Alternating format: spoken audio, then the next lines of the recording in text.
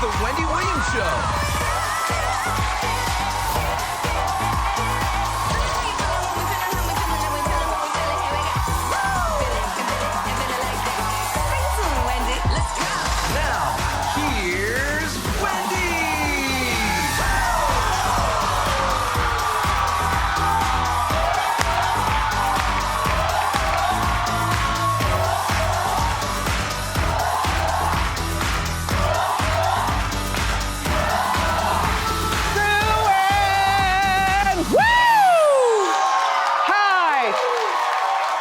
Our show. Say hello to my co-host, Stanford studio audience. Virtual audiences at home.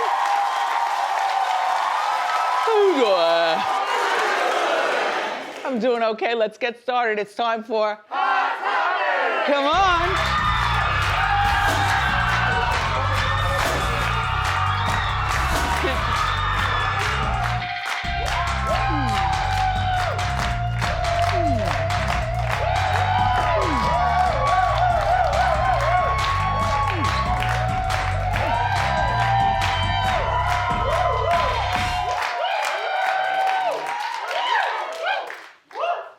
I've got something for you. A clip from my event. So you know, that's Sierra as Wendy. She plays me. Okay, let me just set you up. Don't forget, on Saturday, January 30th, at 8 o'clock on Lifetime is the Wendy Williams movie, where the actors will be playing out all the people in my life and things like that. And true stories. This is my story.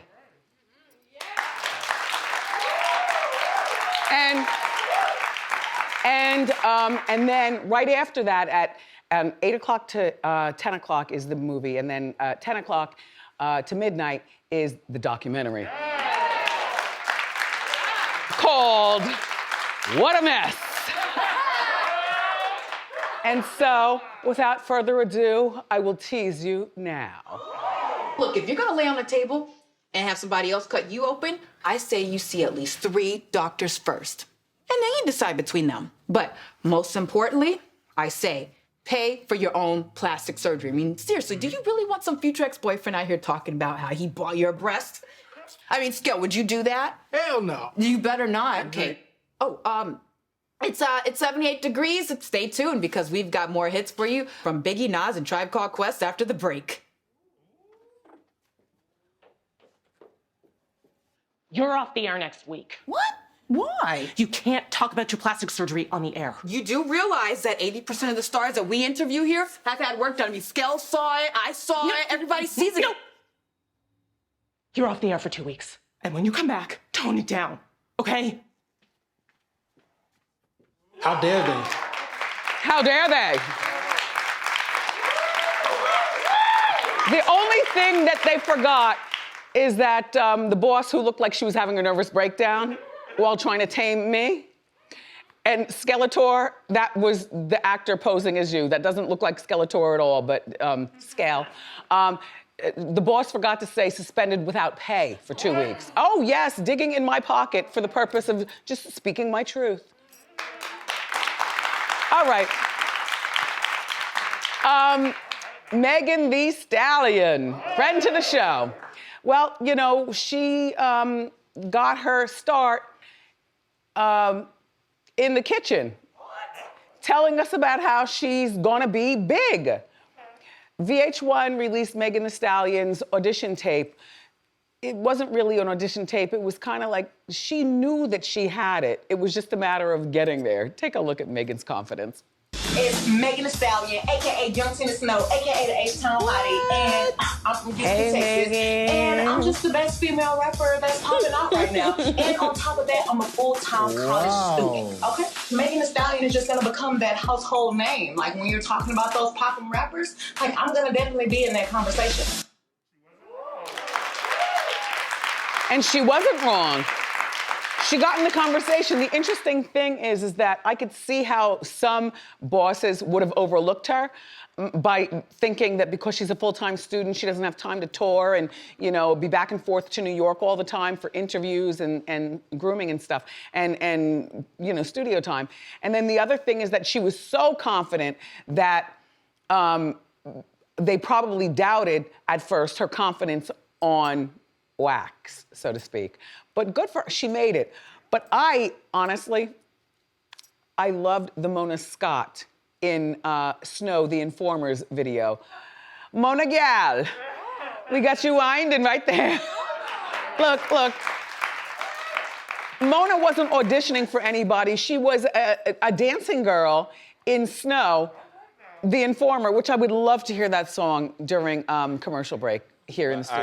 I got you. Okay, okay. Stop, start, and rewind it too. All right. And then, Suzanne? Yeah. Oh, yeah. You do what Mona does. Oh, I will. Yeah. I'll do it. No, during commercial break. I'll do it. Yeah, I can do that. And then Mona went on to be a star, but look how low she was dipping it back then. How old do you think she was? Like 18 or something? Suzanne's practicing. I can get low. Leggings would have worked better than jeans though, because leggings give at the knee. Yeah, and my knees already hurt just from those couple movements. Yeah. Well. And that was a long song too. Oh, God. Lori Loughlin's husband, MOSSIMO, is having a hard time in prison. Wah, wah, wah. So, you know, he got his tough guy makeover to go to prison. You know, he figured he needed a, you know, cut the hair off, let the beard be the beard, and he's going to prison. He's on his way right there. This is like a week before. Well, now he's in prison, and you know he's gonna serve 5 months. MOSSIMO, though, he lied on a test, and so you go to prison for that. MOSSIMO has spent the last month.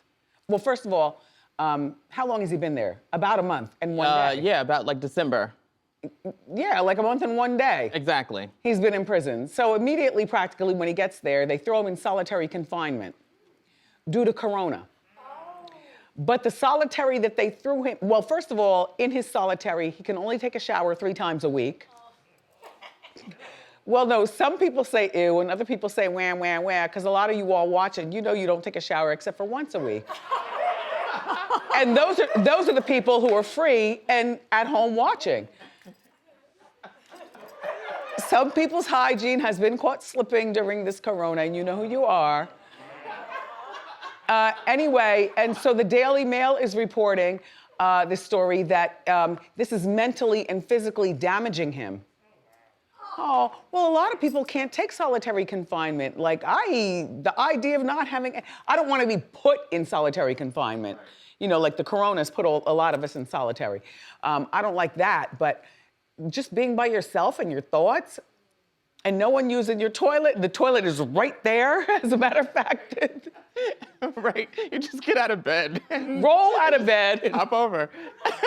And wash your hands at the same time. It's a small space, it's easy to clean. Please. No word on what he's eating, but you know what? A lot of people say they could let him out until corona is over and then make him go back in and serve his full 5 months. But we don't know when corona's gonna be over because those vaccines are not getting to people fast enough. And they're also talking about a new wave that's coming out of Japan right now that's here. So this could be like 3 years where he's just walking around with an ankle bracelet waiting to do 5 months. By then we would have forgotten all about him and gone on to something else. No, I say he needs to stay in jail.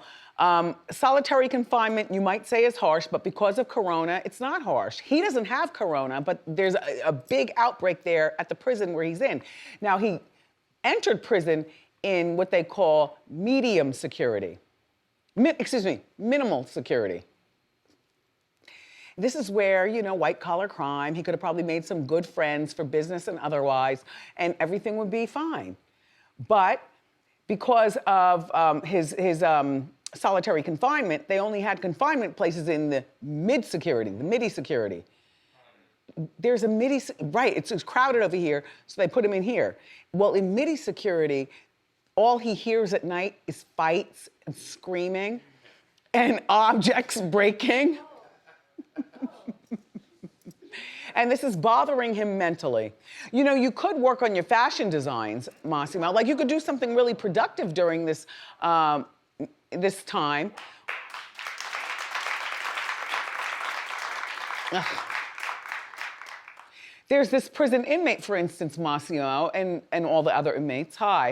How y'all doing?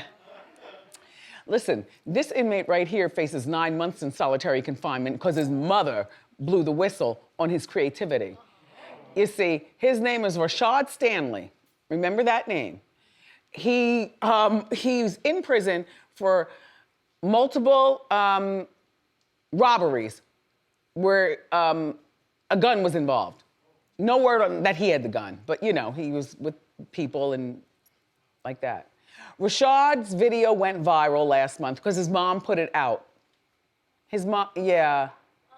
But look at the prison clothes.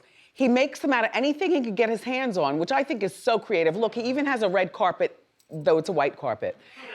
And he's modeling them all himself. He's got his cameraman. The lighting looks better than a lot of fashion shows I've seen.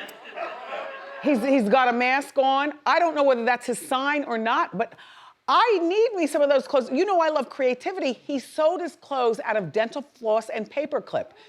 Yes, the dental floss is the thread, which is probably about as sturdy as weave thread for us weave girls, we know. And then the needle was made out of paperclip. And you know, with a paperclip, all you have to do is hook around and then thread it through. And then if you want to sharpen it, and of course you do, you just rub it on the floor and sharpen it up. First of all, what are paperclips doing in prison? And why would he use them to make clothes as opposed to pick his lock and escape?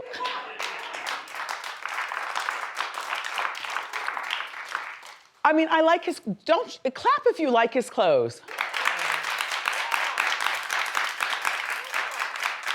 But clap if you think Rashad should sit down, do his time, and go on with his life.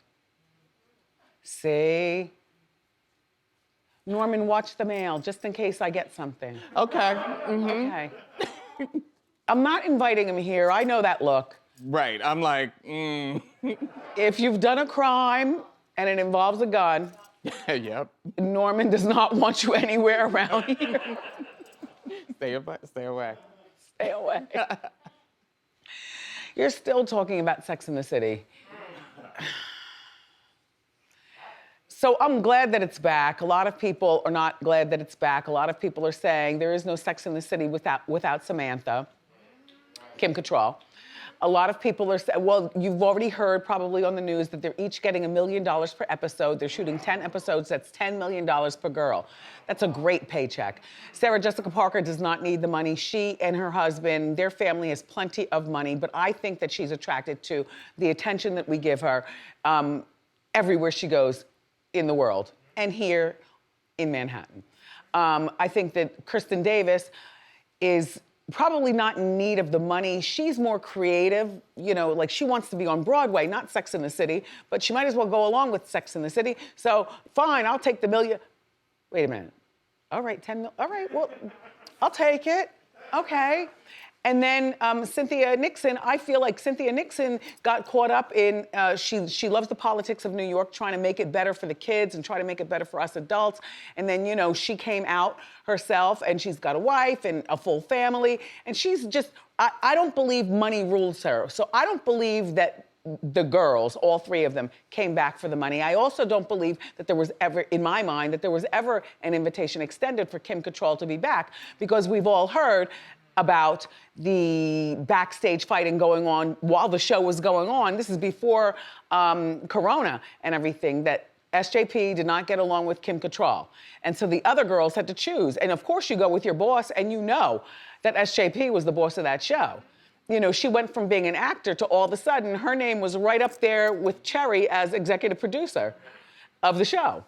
And she, I'm sure, has a very mean streak in her that told those girls with one look what to do. But as actresses, you know how to play that off when the camera says go. And I don't think that Kim Cattrall is ruled by money either. You know, from what I understand, she lives a very happy life of a 50-something-year-old woman, or she might be in her early 60s at this point. 64, actually. She's 64. Yeah. She looks fabulous. You know what? Do I think that she cares that these girls are coming back and it's gonna be big and that they're making $1 million, equaling $10 million for this? She might care a pinky toe's worth, just a smidge. But will she be watching? No. You know, she'll watch the episodes that she's on when they come on. I think that she is in a peaceful life point of view at 64 years old. Women and men grow into something besides their money and their children mattering the most in the world, you know? She's got her health, she's got her happiness. I'll bet you she's got a billionaire or something going on. This is 64. She looks great.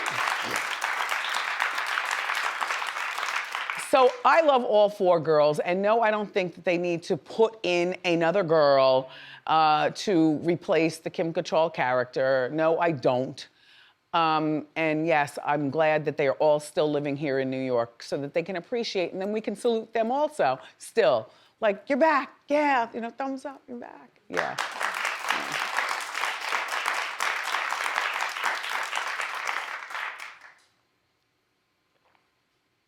Basketball Wives is finally back. Well, you've been wondering about it. I haven't really much thought about it, but all of a sudden I care about it a lot because Corona is here and they've been off for over a year, and Shawnee is right there in front. Shawnee O'Neal is still the boss, but she's not the star. They tell me that the star is Evelyn Lozado, who I told you I still need an apology. I need to apologize to. Remember the shoes in Miami and the ex-husband and the jump off and the whole bit. You know what I'm talking about, Ev. You got that. Let's see. Jennifer is in there, Jennifer Williams. See her at the top with the basketball in the air. Now, Tammy Roman, she quit. Because her daughter was gonna be a big rap star? Yeah, I think she's managing her daughter. She acts. She has a very successful internet, like Instagram show. Okay. The Bonnet Chronicles. She's popular. Okay, so she's doing her thing. So Tammy quit. The other girls are there. Is OG coming back? OG is coming back, and you know she and Evelyn don't get along, so they're gonna be locked in a mansion together. Yeah, a mansion. A mansion. Well, you know. Oh, these girls are wealthy. Now, these girls fight, like they break things and do stuff. That should be entertaining. Lamar's ex, Liza Morales, friend to the show, she's on as well. Liza, remember, is the mother to Lamar's oldest, hi Lammy, to his oldest children. And she's doing it for college tuition and for money to take over, where she says that Lammy has not been paying child support. Lamb, you know, you and I talk through the TV. He's okay. Just take care of your family, Lamb. Take care, and this is the first family. First family, take care of them. Oh, wait, I have a sneak peek of Basketball Wives. Go ahead. Wait, what? Right? So much time has gone by. Why don't we get a mansion? So you gonna invite all the ladies, huh? Let's just put that behind us and stop the nonsense. I'm not taking no shit. It's us against the world. Wait, that one that I like a whole lot. Which one? The older, more mature one whose Jackie husband... Christie. Jackie Christie. Kind of a Christie. national treasure. Jackie, you and your husband, Casper. Doug Christie? He's very pale. Right. He's very pale. He's very pale. And he's very obedient. And I like Jackie Christie a whole lot. You know what? I'm here for it. Basketball Wives, everybody, is going to be on VH1 Tuesday, February 9th.